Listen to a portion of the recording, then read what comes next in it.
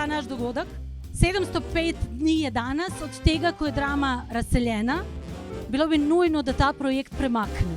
Trenutno dela v drami stojijo, hiša je zaprta, ne dogaja se nič. Prvo je meni moj blagor. Zapomnite si to.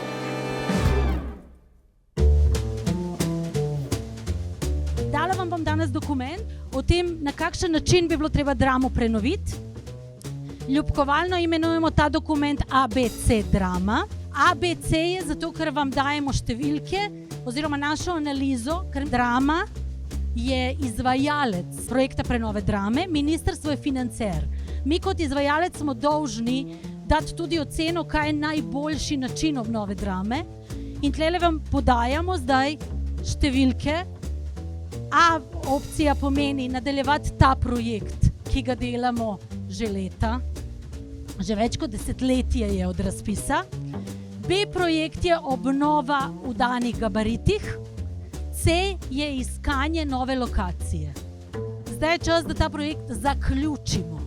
Seveda so bile ves čas razne ABC ideje.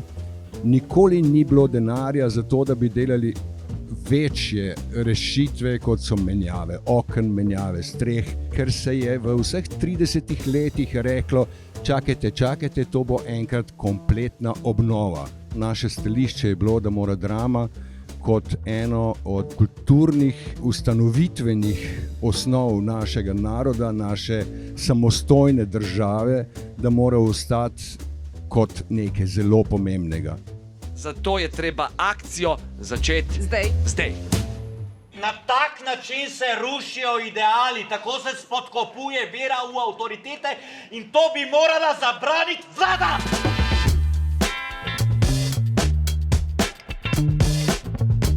Se pravi, v 705 dnevih drame v eksilu je bilo 477 predstav v drami z 81.389 obiskovalci. 43 gostovanj drame v Sloveniji, Italiji, Bosni, Madžarski, Srbiji, Avstriji in na Hrvaškem z 9511 obiskovalci. In zdaj suma sumarom. Ja.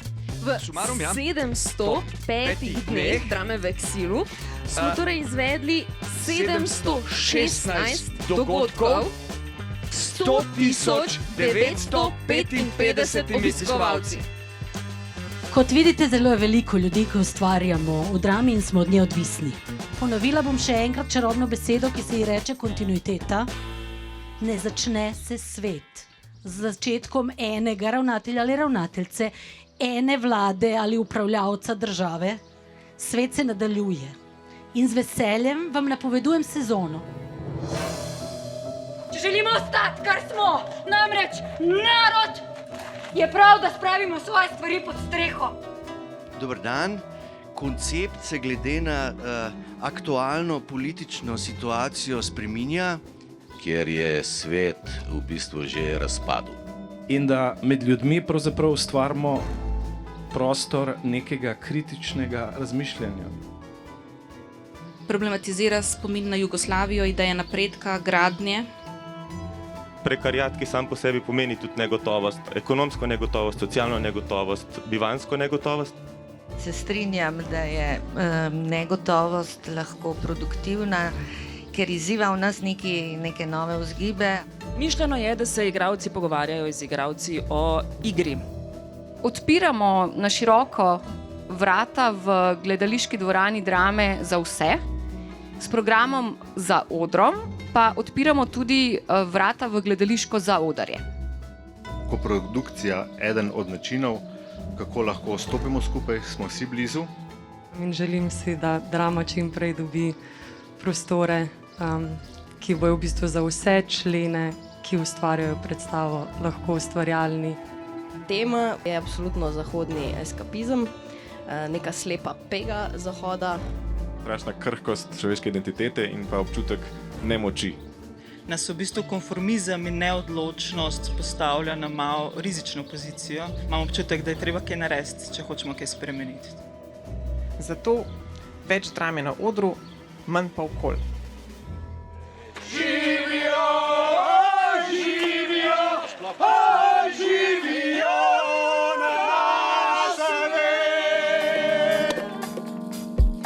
Vendar smo naravo tega prostora in trenutnega stanja izkoristili kot ustvarjalci najbolje znamo. Za ustvarjanje.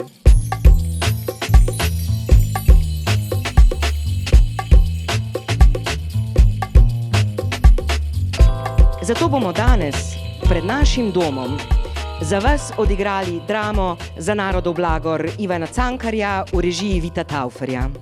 Zdi se mi, da je to eden najvažnejših trenutkov v zgodovini našega naroda. Na tem šodru, udarniško, gverilsko, na svoji zemlji, pod soncem ali pod dežjem, pod vedrim nebom. Veliko nam pomeni, da ste nocoj z nami, da nas podpirate, da podpirate dramo, da vam ni vseeno. Hvala vam.